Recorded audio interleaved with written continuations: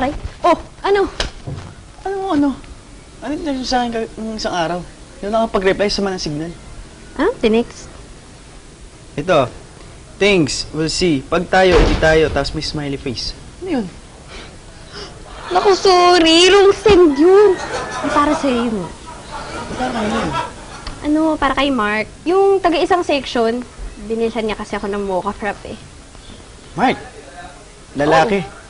Oo. Napatol ka na sa lalaki ngayon. Ano mga bading? Bading ka dyan. Baka ikaw. Nasa harap mo na, di mo pa mahalata. Ano? Wala. Sabi ko, pumasok na tayo at may make-upan na kita. Ah, talaga? Oo.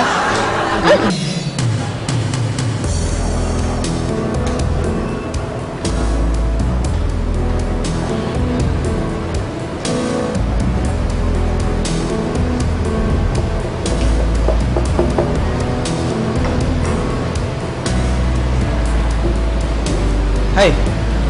Uy, ginagawa mo dito? Wala. Wala pa yung kadate mo? Ito naman yung kadate eh. Tsaka mukhang di na darating yun. Ako, sigurado ako hindi na darating yun. Bakit? Yung sinabi ko niya sa kanya kanina eh. Sabi ko, busy ka. Ha? Bakit mo ginawa yun? Di ba sabi mo sa akin kanina, gusto mo, text ko yung gusto ko sabihin? Yun, sinabi ko. Oh,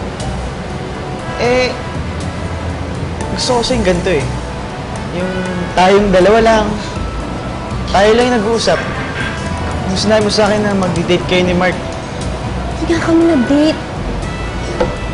Okay. Kasi nung sinabi mo na lumabas kayo ni Mark, parang hindi ko matanggap. Nagselos ka? Pero, gusto ko yung ganito eh, yung tayong dalawa, tayong laging magka-text, tayo yung mag-date. Kita mo. Teka lang ah. Never mo kaya ako niyayang mag-date.